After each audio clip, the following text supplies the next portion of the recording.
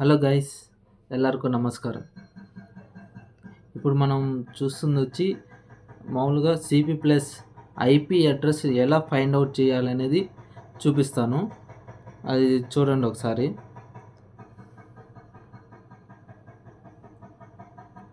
ముందుగా ఎన్విఆర్ తీసుకొని దీని ఐపీ అడ్రస్ ఏందో ఫస్ట్ చెక్ చూస్తాము. ఇప్పుడు కనెక్షన్ ఇచ్చాను, చెక్ చేస్తాం. ఎన్విఆర్లో పవర్ కనెక్షన్ ఇచ్చాను చూడండి. అగైన్ ల్యాన్ కనెక్షన్ ఇచ్చాను చూడండి, బ్లింక్ అవుతుందా. అండ్ ల్యాప్టాప్ కనెక్ట్ చేశాను. ఇప్పుడు సిస్టమ్కి వస్తాం. సిస్టంలో ఫస్ట్ ఎప్పుడైనా కానీ మీరు ఐపీ అడ్రస్ చేంజ్ చేయాలన్నప్పుడు చెక్ చేసుకోవాలన్నప్పుడు వైఫై ఆఫ్ చేసి ఉండాలి. ఎందుకంటే ఆటోమేటిక్ ఐపీ అడ్రస్ చేంజ్ అవుతుంది. ఇప్పుడు ఇక్కడ చూస్తున్నారు కదా, ఐపీ ఇది ఇచ్చి సిపి ప్లస్ది ఐపీ ఫైండ్ అవుట్ అనేది ఇది సిపి ప్లస్. ఈక్వేషన్ ఇంకోటి ఉంటుంది ఎస్ఐపి టూల్స్ అని. పర్మిషన్ అడుగుతుంది చూస్తున్నారా, ఎస్ అని క్లిక్ చేయండి.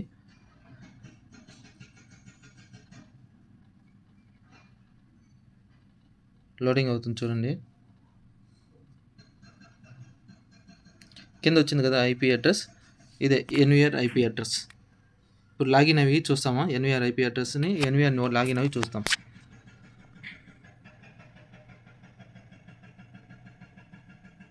మరి క్రోమ్కి వెళ్దాం.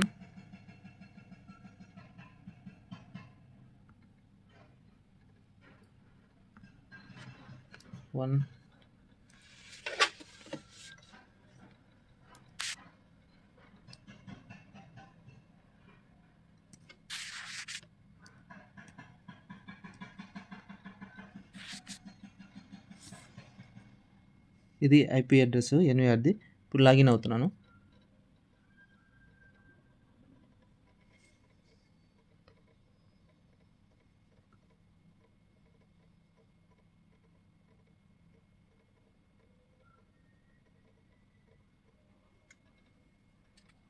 చూసారా, ఇప్పుడు నేను పాస్వర్డ్ పెడతాను.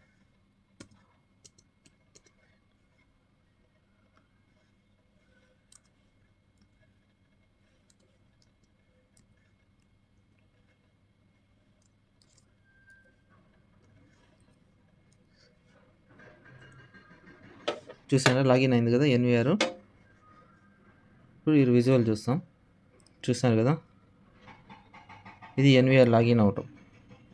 ఎన్విఆర్ లాగిన్ అవ్వటానికి ఇదంతా ఎన్విఆర్లో, అంటే నేను ఏ కెమెరా కనెక్ట్ చేయలేదు కాబట్టి చూపిస్తుంది. కెమెరా కనెక్ట్ చేస్తాను చూడండి. చూస్తున్నారు కదా, ఇది పిఓపి స్విచ్. ఇప్పుడు నేను ల్యాన్ కనెక్షన్ ఇస్తాను, పవర్ కనెక్షన్ ఇస్తాను చూస్తాం.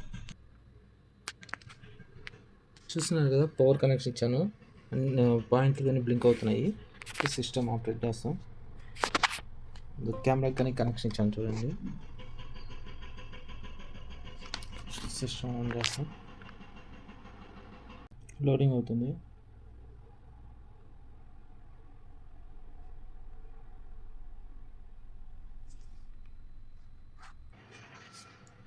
కెమెరా కనెక్ట్ అయింది చూస్తున్నారా. మీకు ఎంతగా డౌట్ ఉంటే నేను ఫుల్ వెయిట్ చూడండి. ఇప్పుడు నేను కెమెరా నా లైవ్ తిప్పుతాను. ఓకేనా, చూస్తున్నారు కదా కెమెరా.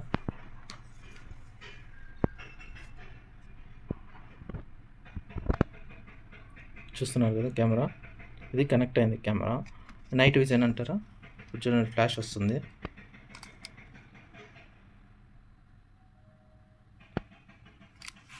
చూడండి వచ్చిందా, ఫ్లాష్ వెలిగింది కదా, అందువల్ల చూడండి కెమెరా కానీ చూపిస్తాం ఫ్లాష్.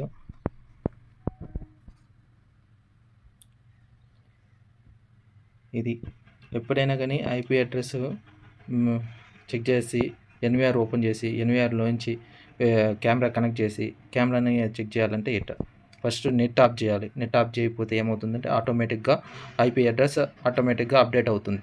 అప్డేట్ అయినప్పుడు అది వేరే ఐపీ అడ్రస్ పోతుంది.